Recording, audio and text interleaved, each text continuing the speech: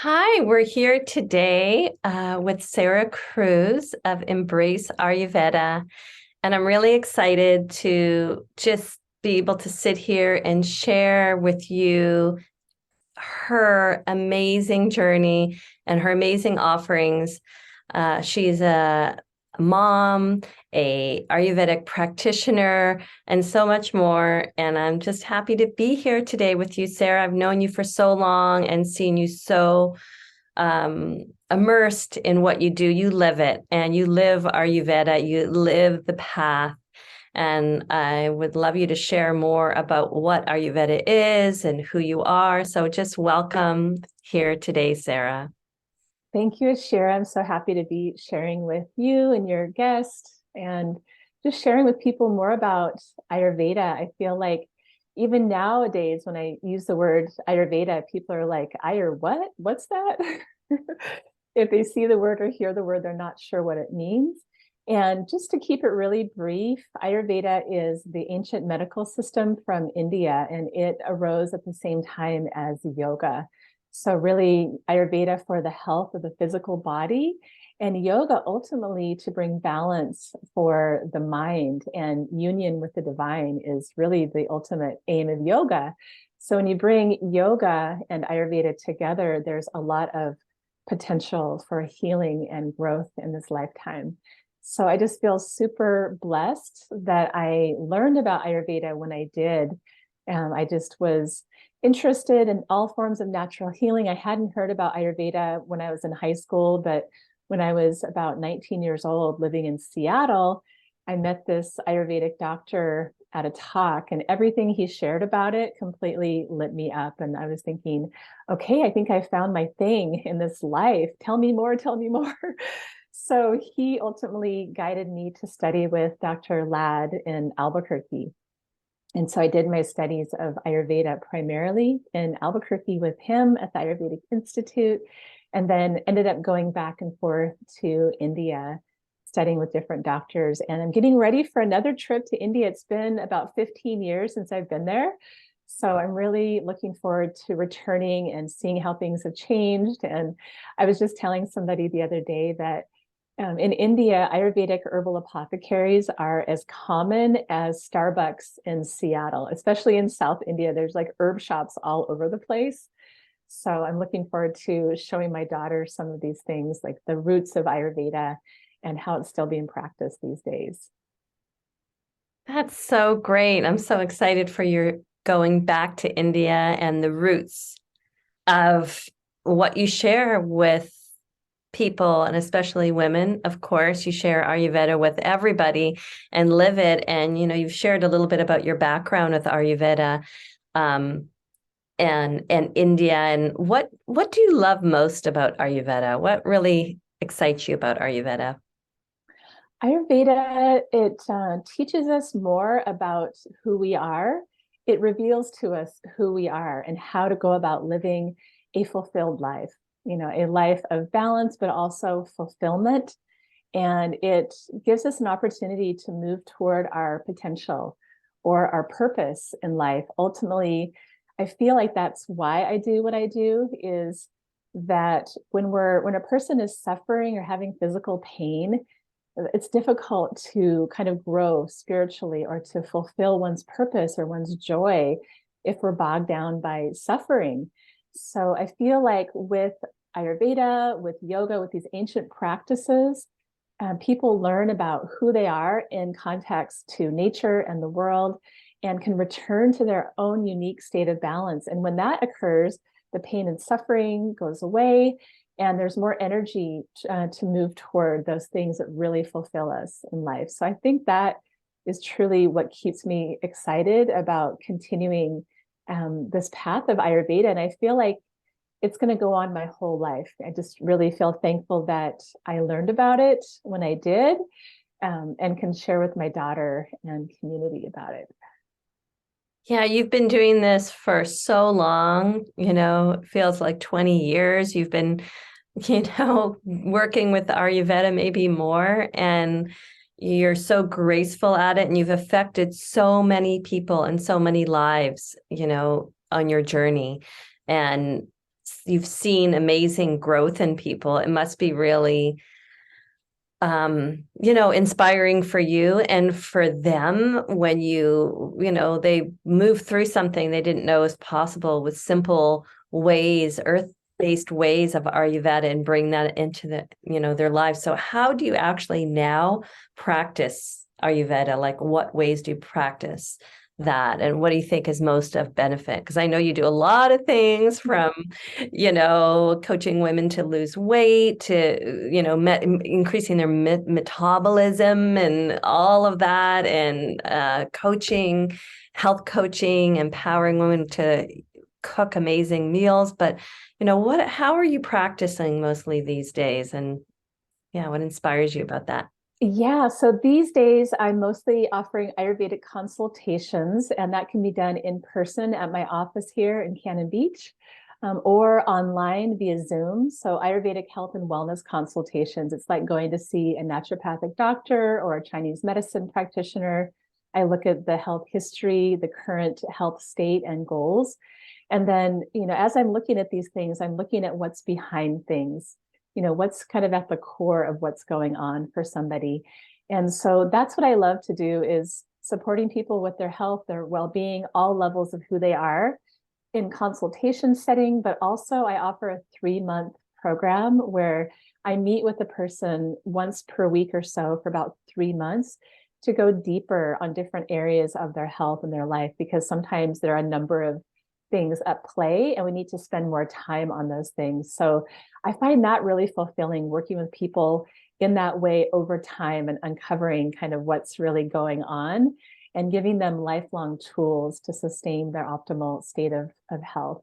So that I've been doing for many years. And just in the last couple of years, I've been offering an online group program called Ignite Your Life Reset that integrates the core principles of Ayurveda with functional medicine. Functional medicine is more of a modern medicine that looks at the unique person, just like Ayurveda. So I bring those two things together and support people, mostly women these days, in balancing their metabolism and reclaiming who they are. A lot of times in life, we can get bogged down by responsibilities and duties and kind of leave ourselves behind. And so the ultimate motivation for me in offering these programs is to help women feel their best so that they can, again, get on with living their purpose and their passion in life. That's amazing. And you certainly do. I've seen you over the years, Sarah, just, women, just really blossoming and bringing their juice back into their life, I would say, with your services. And I also know that you're a doula as well, and help women postpartumly, or even, in conception, and also menopausal women. So tell us about a little bit more in how you're practicing and with whom, that aspect, and why what are you bringing? What's that message that you're bringing forth to women that Ayurveda can support them with, especially women that may not even know about Ayurveda? I mean, I'm so grateful for Ayurveda in my life, but a lot of people don't even know about it. So share more about that. Yeah, I really love serving women in all the seasons of life, whether adolescence or if a woman is looking to get pregnant and conceive. So I'm actually currently in the process of putting together a fertility program, because I feel like that's an area that we need a lot of support with in our world now, is conscious conception and healthy fertility.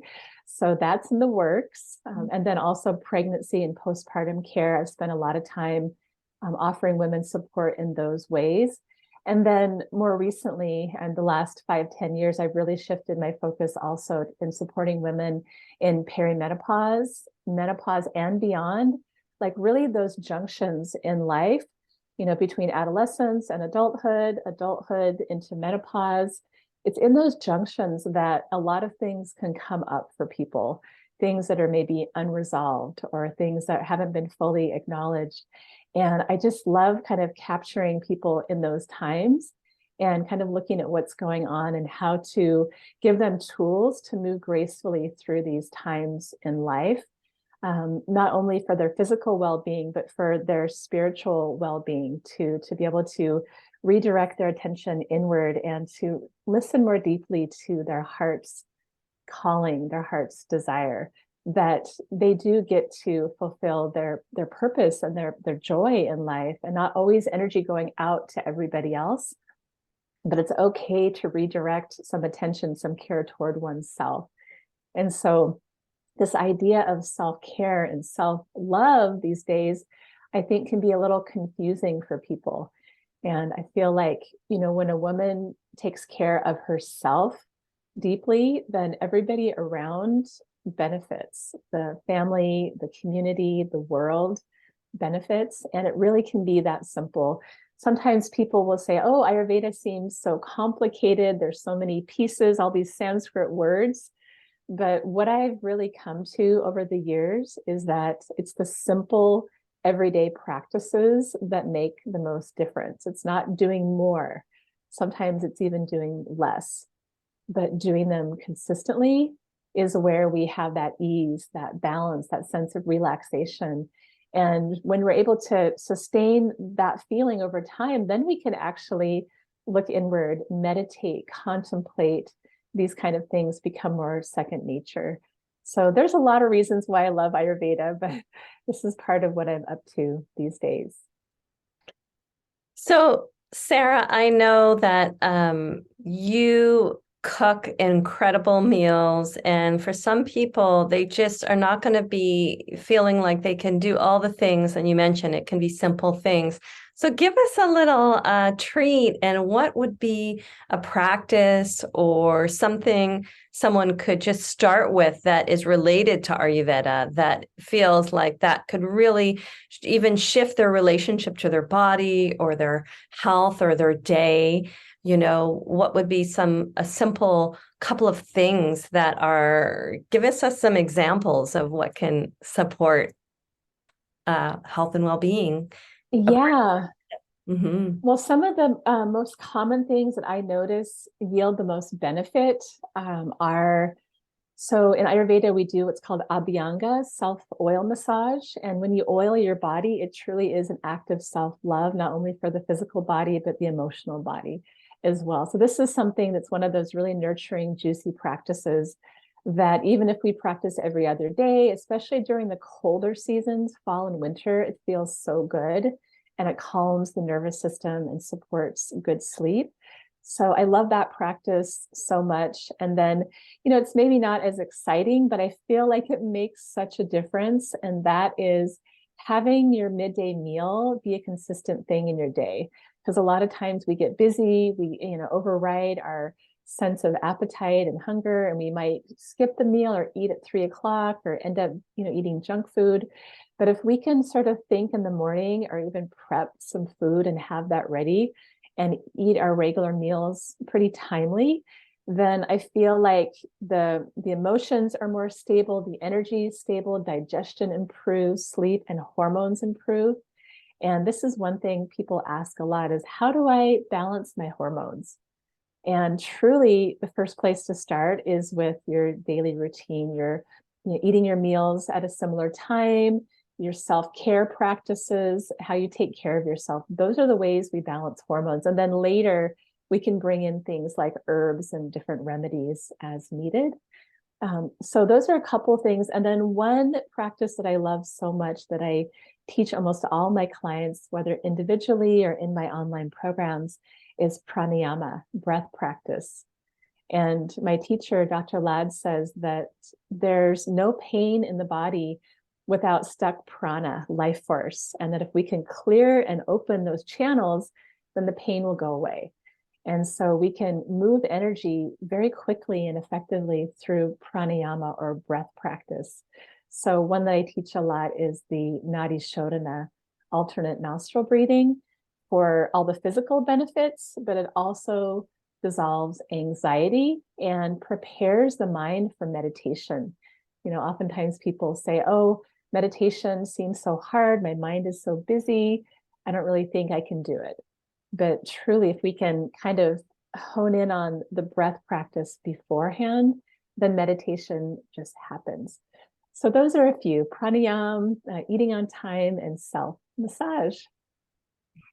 Great. Those were some juicy bits because no, you walk the walk. You had a young daughter and were a single mom for many years and you just always looked radiant. You all and still do it. And, it's obvious. It's like, what is she doing? I was always like, if you want to jumpstart, get a little inspiration from Sarah because basically, you do these practices and they're simple. And, I see the benefit for you and women that you work with in their radiance, in their natural radiance. And, you know, um, you know, dealing with a busy lifestyle, like you said, you're really supportive of helping and assisting people shift their lifestyle, basically. And, we need support with that sometimes. So, yeah. Yeah, the idea is to have these simple and nourishing practices become second nature for the whole of life, not just for a few weeks or a couple of months,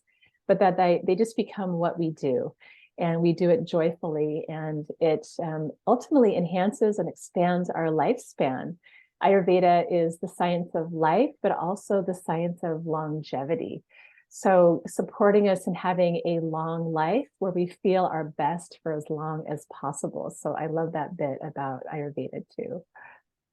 So that's part of what people can get out of working with you. So longevity, radiance, anything else that people can look forward to when they work with you? One thing I've been seeing people experience recently in our sessions over time is more ease, like not being as reactive, or maybe not caring, like, oh, well, it's okay. There's a storm happening around me, but I'm not going to be flustered. So, the true definition of health in Ayurveda is a Sanskrit word called swastha, which means to be fully established within yourself, so that whatever's happening around you doesn't shake your center. And I think that's the beauty of it. And for women, I see them stepping into more ease, more self-confidence, self-esteem, and then ultimately more self-empowerment, which is a beautiful thing to see. Mm. Yeah, I love that. It's like that stability that, that centered, you're grounded and support and nourished. And I can see that in you and with people that you work with. So that's definitely something to look forward to. Yeah. And so what's coming up in your future, Sarah? What are you moving towards? Yeah, so I'm really excited about this upcoming trip to India to come back with some inspiration and tools and things to share with everybody. And then in late January, I'll be offering another group of my Ignite Your Life Reset. And I offer that about 2 or 3 times per year. So it's a group program for women and men to really kickstart metabolism, reduce inflammation, improve digestion, hormone health, all the things. The program really addresses all of who you are. So that starts in late January. I'm getting excited for that. And I mentioned I have a fertility program in the works, not available yet. And I guess I'm just telling you for the first time, I haven't really shared this with anybody yet, but I would like to offer an ongoing Ayurvedic women's mentorship program. So Ayurvedic lifestyle mentorship that goes on throughout the year. So more like a year-long program where we go deep into a lot of different topics in health and in life. And I have special guests, including maybe yourself. So that is really making me feel eager, and I'm anticipating, creating that and offering that as my signature offering. So that's in the works.